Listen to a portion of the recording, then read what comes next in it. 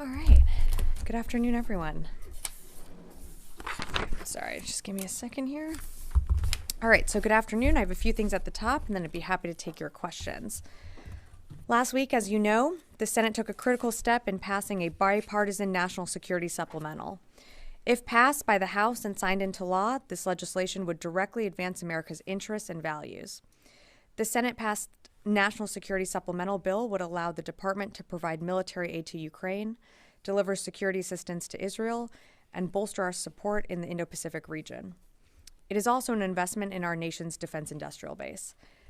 Every day, the Ukrainian people fight bravely and heroically against the Russian aggression. As the president said, quote, "They've put so much on the line." So we are going to continue to urge Congress to pass this urgent supplemental request so that we can deliver Ukraine the air defenses, artillery, and ammunition they need to defend themselves. And as the vice president said in Munich last weekend, the failure to not pass a supplemental would be a gift to Vladimir Putin. If the U.S. stands by while an aggressor invades its neighbor with impunity, the aggressor will keep going. And in the case of Vladimir Putin, that would mean all of Europe would be threatened. So this is a moment where our allies and our adversaries are watching. So we need the House to urgently pass and act and work to pass this bipartisan supplemental agreement that passed last week in the Senate. However, when the House returns from recess on February 28th, there will be only 3 legislative days until certain federal agencies run out of funding. On March 1st, funding for the department's military construction activities will expire. And on March 8th, funding for the rest of the department will expire. This brinkmanship creates uncertainty, increased costs, and delays missions, and most importantly, it's a distraction for the force. We will continue to defend the nation and conduct ongoing military operations, but the impact of a government shutdown will be widespread and devastating to our service members, their families, and DoD civilians who work every day in support of our national security. And as you know, the department is still operating under our 3rd extension of a continuing resolution, a stopgap funding measure that prevents any new starts and limits our ability to implement a fully resourced national defense strategy. No amount of money can buy back the time we lose when we are forced to operate under continuing resolutions. If you add up the total time spent under a CR going back to 2011, we've spent nearly 5 years under CRs. That puts our national security at risk and prevents the department from modernizing as we continue to be constrained to existing funding levels and prevented from launching new programs. We must break this pattern of inaction. We can't outcompete the PRC with one hand tied behind our back 3, 4, 5, or even 6 months of every fiscal year. The best way that Congress can support the department is to pass appropriations bills into law as soon as possible. We need predictable, adequate, sustained, and timely funding. And with that, I'd be happy to take your questions. Tara, I didn't get the memo that I should wear red today. I see all the ladies are wearing red in this front row. All right, why don't you go ahead? Yeah, next time. Thursday one. You'll wear something different. All right, thanks, Sabrina. First on the Houthis, it's been a pretty active 24 hours. A number of drones and missiles were either intercepted or shot down. Has the U.S. been able to degrade the Houthis' ability to get more munitions, especially for many of these shipments headed toward Yemen? And if not, what is the U.S. doing about it? So we've had 2 successful interdictions earlier in January and earlier this month by the U.S. Coast Guard. And then, as you know, with our SEALs that were able to interdict the Dow. So we have been able to disrupt some delivery of capabilities to the Houthis. We've also continued to conduct coalition strikes and dynamic strikes in Houthi-controlled areas in Yemen. So we have been able to degrade the Houthis' capabilities. I can't say that we've been able to stop every single shipment that has been able to get to them by most likely Iran, but we have been able to considerably degrade their capabilities. But it seems like the number of munitions that are being either intercepted or actually being shot is actually on the rise now. So what is the Pentagon's assessment on where these weapons are coming from, or did Yemen or the Houthis just have such a large cache already? So without getting into intelligence, I think it's fair to say that the Houthis did have and do have a large warehouse of capabilities, but every single time that we conduct a strike, whether it be with our coalition partners or whether it be unilateral and in these dynamic strikes that you've seen CENTCOM take, we do degrade their abilities and their capabilities. We know that Iran supports the Houthis, continues to fund, continues to train IRGC-backed militias across the region. So we know Iran finds ways to get weapons and get capabilities to the Houthis, but I'll just have to leave it at that. Jen. Sabrina, where is the Iranian spy ship, the Bashad, right now? Has it left Djibouti? I don't have an assessment of where it is. We know it's in the region, though. It's my understanding that it has left Djibouti and that it is moving back toward the Red Sea, if not already in the Red Sea. Is it U.S. policy not to touch the Iranian spy ship, to not interfere with it? Because it does seem that since it's back in those waters, that the Houthis are targeting more directly and more accurately than when it was out of the region. Well, this is a ship that has been in the region long before this weekend and has been there prior when there were, at the start when the Houthis started launching missiles towards commercial ships back in November 19th. Iran did have a presence in the region. I don't know if it was the Bashad or another ship, but they always had some type of presence. That's not unusual. Again, I wouldn't get into necessarily our policy when it comes to the ship, but we're certainly aware of it. We track, we monitor. We did see more activity this weekend, but we, again, have been able to intercept some of the UAVs, the missiles that Houthis have launched, whether it be towards our own ships or ships in the region, and we're going to continue to do that. But that Iranian ship is helping the Houthis target U.S. ships and U.S. warships, correct? Again, I'm not going to give an intelligence assessment from here. And separately on Ukraine, how quickly can the U.S. and the Pentagon get the next tranche of weapons to Ukraine, to the front lines, if Congress were to pass this supplemental? So if you've seen with most of our PDAs, we've been able to surge systems and capabilities pretty rapidly within a few days. So as soon as Congress gives us that authority, we will be able to, I think, pretty quickly deliver a PDA to the Ukrainians. Carla, and then I'll come over here. Thank you. Can you confirm that a U.S. MQ-9 Reaper was shot down near Hodeidah? Was it shot down over land or over sea? Has the U.S. recovered this aircraft? What more can you give us about Sure. So I can confirm that on February 19th, a U.S. MQ-9 was downed or went down off the coast of Houthi-controlled areas in Yemen in the Red Sea. Initial indications are that it was shot down by a Houthi surface-to-air missile. In terms of recovery options, I know CENTCOM is looking into that, but I don't believe it has been recovered at this time. Great. It's been recovered by the Houthis. They showed video of it. That's what I've seen some of those reports, but I just can't confirm that at this time. Yes, over here. On Iraq, given Kataib Hezbollah's prominence in the PMF and the PMF's role in the Iraqi government, is the U.S. government concerned that weapons and other security assistance we send to the Iraqi Ministry of Defense could wind up in the hands of PMF and Kataib Hezbollah fighters? Well, we're confident in our end-use monitoring that we have in Iraq, and we work closely with the ISF, so I think we're pretty confident in our coordination when it comes to the Iraqi security forces. But given the security environment in Iraq, does it make that end-use monitoring harder? The personnel to go out have to monitor? No, I mean, we're there. We have a presence still in the region. Again, and I'm sorry, I didn't address your first question about Kataib Hezbollah. KH is not part of the PMF. And so, again, the work that we do when it comes to our Iraqi partners is with the ISF. It's not with the PMF directly. Courtney. Just on the MQ-9, was it armed when it was shot down? I do not know the answer to that. I can take that question. Yeah. And then I want to ask you, AFSOC put out a statement this morning about the Osprey crash investigation, the safety investigation, and said that at this time the material failure that occurred is known, but the cause of the failure has not been determined. Yeah. And I'm just wondering, does the Pentagon think it's safe to put Ospreys back up in the air before you determine what caused the crash?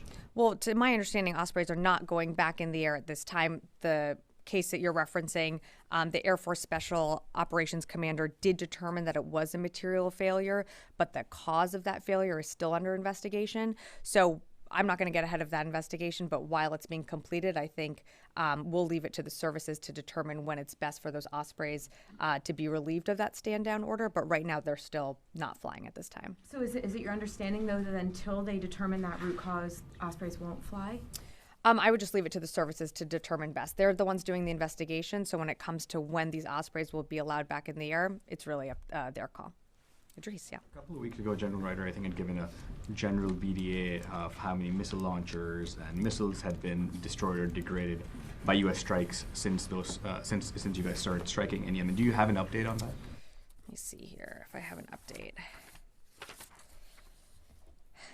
I don't have an update from February 15th, which is, I think, what you were referencing on just some of the launchers and cruise missiles that we have destroyed. So I don't have a further BDA update. I can tell you that as of February 20th, the U.S. has taken 32 self-defense strikes, the most recent one being yesterday.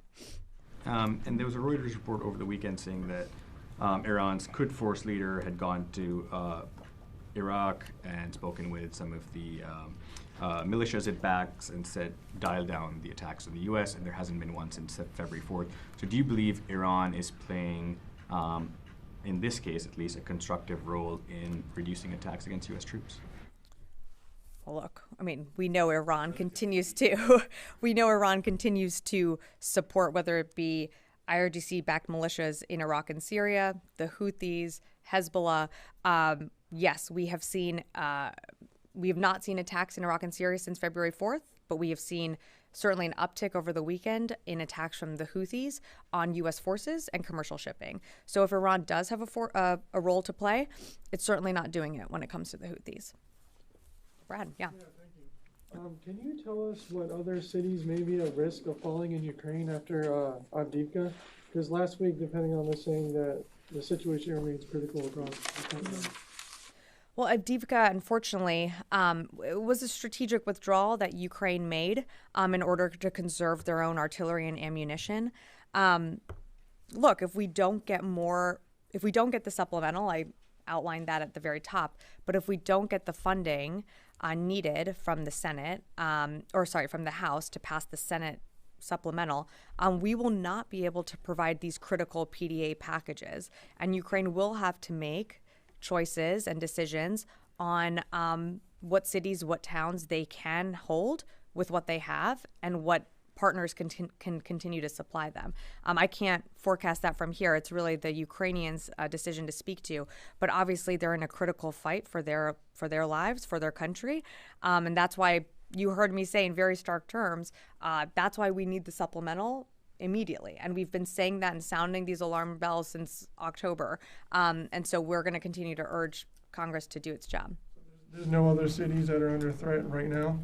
I mean, they're in a current war right now. Of course, there are other cities under fire, under threat. I would direct you to the Ukrainians. I'm sure they're not going to give you their battle plans, but absolutely, they're on the front lines, fighting every single day to hold every single inch of territory. But I can't speak to each specific city. Laura. Yeah. Thank you. Has Secretary Austin reviewed the findings of the 30-day review yet? And can you tell us whether there's going to be any action taken from that? Action in terms of, anything? There were any recommendations? There were recommendations laid out in the 30-day review. I know that's something that we're working towards in terms of being able to share. I just don't have more for you to be able to outline just yet on what those recommendations are. And I believe the review is with the secretary. I don't know that he's been able to, I can't speak to if he's finished reviewing it, but it's something that as soon as he is done, we will, provide you more information. Are you going to provide the review to the Hill? Has that already been done? It has not gone to the Hill. I believe some version or classified version or the classified review would be submitted to the Hill or to the relevant committees, but that hasn't been submitted at this time. Yeah. Tony. Yeah, a couple of Ukraine questions. Sure. How much of the Ukraine Security Assistance Initiative funding, the dollars and the weapons have actually been delivered? I'm thinking in particular there was $1.7 billion put on contract in August of 22 for 155 shells. Do you have an update of how many of those shells have been delivered to Ukraine? So we wouldn't get into the specific numbers of how many have been delivered to Ukraine. We announce with every PDA and USAI package the dollar figure, but again, we don't, announce when a PDA gets closed out or when a certain contract gets closed out. We let the Ukrainians speak to what systems get delivered in country. So I just don't have more specifics on, I can't give you the totals of how many of something are in country. We'd let Ukraine speak to that. Can I ask you too on Sure. the whole PDA question? Sure. The Pentagon, I think, still has $4 billion of authority That's right. to draw down, but you don't have any replacement money. So why can't an $800 billion institution just risk drawing down $4 billion of inventory on the assumption at some point you're going to get it from Congress? Is that being discussed at all in the building? Well, you sort of answered how I would answer the question, because it's a risk. It's an absolute risk for us to incur. We don't have the replenishment funds needed to resupply our own stocks. So if we can't do that, then we're not able, or we don't feel comfortable enough to draw down or to give another PDA until we have those replenishment funds. So again, it's something that you've seen not just from here, from this podium, but across the interagency, continuing this urging of Congress to pass a supplemental. Well, let me push back a little bit. Sure. You manage risk here, but we're talking like 155 shells and a lot of weapons that wouldn't be used in a fight against China. Has there been discussion that why don't we just put out $4 billion of PDAs on the assumption we're going to get funding eventually, if not soon?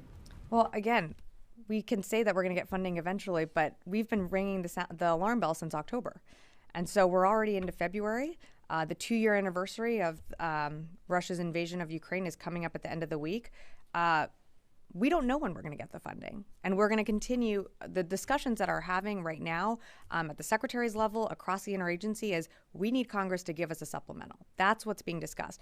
And as you know this, because you track this well, we don't even have a fiscal year 2024 budget approved. We're about to start conversations about FY25. So we are truly operating with one arm tied behind our back and not being able to provide Ukraine the assistance, the security assistance it needs in this crucial moment. And you're seeing the direct cost of that on the battlefield. Yeah, I'm going to go to the phones and then I'll come back in the room. Chris Gordon. Thanks, Sabrina. With the U.S. losing another MQ-9 over Yemen, does the DoD view these as expendable? Has there been a decision made to take greater risks with these assets for the greater good, so to speak? Why not use manned platforms that don't fly as low and slow and pose a risk of getting shot down? Yeah, thanks, Chris, for the question. Again, these are platforms that are available to the commander. He makes these decisions. There is a certain amount of risk that is incurred whenever we fly these to ensure that freedom of navigation is upheld, the rule of law is upheld. And of course, there's a certain amount of risk. And of course, we care about that risk. These are multi-billion-dollar platforms. And the commander is using them to keep commercial mariners safe, to keep our U.S. service members that are safe in the Red Sea and the Gulf of Aden. So of course, there's a risk incurred, but it's something that we're going to continue to do to ensure that freedom of navigation can continue to be upheld, the rule of law can be upheld, and that commercial shipping can continue, whether it be in the Red Sea or the Gulf of Aden. All right, next question, Jeff Schogel, Task and Purpose. Thank you. Given that the DoD is under a continuing resolution, does it have the funding and authorities it needs to replenish the weapons that it's using in the Red Sea to shoot down the Houthi missiles and drones? And is the fact that the Navy is firing so many SM-6s and other missiles causing a deficit for Indo-PACOM? No, thanks, Jeff, for the question. Again, this is why we need a budget passed. We need a supplemental passed, and we're about to head into the FY25, and we're operating under a continuing resolution. So we have what we need right now, but it's not an unlimited pit that we can continue to pull from. And so we absolutely need Congress to help us, whether it comes to defending our interests in the CENTCOM AOR, keeping abreast with our pacing challenge with the PRC, and of course, providing Ukraine what it needs in its fight for its sovereign territory. Yes, come back. As you said, since February 4th, there hasn't been any new attacks on U.S. forces in Iraq and Syria, and there hasn't been any U.S. attacks on militia groups backed by Iran. So does that mean if these militia groups stop their attacks on U.S. forces, will you stop your attacks too? Again, I would say that, are you just talking about in Iraq and Syria, or clarify? We will always continue to hold those responsible that have been attacking U.S. forces. Just taking a step back, We have incurred over 170 attacks on U.S. forces in Iraq and Syria. It's pretty significant. So I'm not going to forecast or get ahead of any other decisions that the Secretary and the President make, but we will hold those responsible for the attacks on our service members who lost their lives in Jordan. And if there are attacks, we will continue to hold those accountable. As Idris said, IRGC command in Baghdad met with Iraqi militia leaders, and he demanded them to stop their attacks on U.S. forces. So do you think Iran is looking for de-escalation of the conflicts, or they are afraid of retaliation forces by the United States? Our assessment is that Iran doesn't seek a wider regional conflict. We've said that from the beginning, but they do support these militia groups that attack our forces. They do support the Houthis that over this past weekend have launched multiple attacks on commercial ships, on U.S. forces in the region, and they support Hezbollah. They support these groups that are continuing attacks in the region that are destabilizing and are a threat to the rule of law. So if Iran doesn't want to see a regional conflict, they can continue to intervene and to tell these groups to stop. Rio. Thank you, Sabrina. Yesterday, China inspected a Taiwanese tourist ship near the Kinmen Island, days after 2 Chinese fishermen died while being chased by Taiwan's Coast Guard. So how concerned is the Pentagon that the situation could escalate in the days ahead? Yeah, I've seen those reports, Rio. I'd refer you to both the PRC and Taiwan to speak to that. I don't have anything more to add on that. We don't want to see an escalation in the region at all. But I would refer you to them for more details. Sure. The Japanese government is seeking a leaders meeting with North Korea. Does the Pentagon support such Japanese diplomatic outreach? Is the Pentagon worried that that could undermine the trilateral defense cooperation among the 3 countries, including South Korea? We support diplomatic outreach to the DPRK. We have also said from here that we would seek diplomatic outreach should they want to engage. We want to see regional stability in the region. If those conversations lead to that, we certainly welcome that. Yeah. Hi. Sam LeGrand, USNI News. I know Sam. Over the weekend, we saw a release from the Coast Guard that they'd seized underwater drone components believed to be from Iran to the Houthis, and then we had the first report from CENTCOM of a lethal attack drone interdicted by U.S. forces in the region. Is this a technical escalation of what we're seeing in there? Are these more sophisticated attacks and new weapons? Can you give us a sense on where these fit in the spectrum of capabilities that the Houthis are bringing to ships in the region? I think you're certainly seeing that they have sophisticated technology and capabilities that they're getting from Iran. And I mean, yeah, of course, their attacks are getting more sophisticated. That was the first time, as CENTCOM put out, I think it was on Saturday, that the first time that they used an underwater unmanned vehicle to try and launch an attack. So absolutely, the attacks are sophisticated, their weapons are sophisticated, and we know where they're coming from. We know that Iran is continuing to supply them with what they, are continuing to launch at U.S. vessels and commercial mariners. Yeah, Idris, yeah. And then so if they're getting more sophisticated, what impact are your strikes having? If they're actually improving after you're striking them, what are the well, they used a capability that was more sophisticated than we've seen before. But what are the impacts of our strikes is every single day that we initiate another dynamic strike, we are taking another surface-to-air missile off the map for them. They can't necessarily say the same for us. We are using our capabilities to shoot down, whether it be missiles or UAVs, or in this case, the underwater unmanned vehicle. We are being able to stop them. But again, sometimes the attacks do get through. And actually, since we're on this topic, I mean, one of the ships that they targeted was carrying grain bound for Yemen, for their starving population. So they're saying that they're targeting ships that have a connection to Israel or ships that have a connection to the United States. I mean, look at exactly what you're doing. You're putting your own population at risk. And so every single day, I think our dynamic strikes or our coalition strikes absolutely have an impact. But we at no point said that we're wiping all of their capabilities off the map. we know that they have a large inventory, a large warehouse, and they're going to continue to use it. Yeah, over here. Two related questions. As far as China's activities inside the U.S. is concerned, how much you think this building is concerned about China's activity against the United States national security? Is there something specific that you're referencing, or just broadly? Yeah, in general, I mean, because China is now in the news because there are so many hacking going on and all. I see. So, we continue to monitor the PRC's activities. I don't have something specific to what you're asking, but just generally, we know that we don't see conflict with China, but we know we're in competition. That doesn't need to escalate anymore. You've seen conversations happening at different levels of government.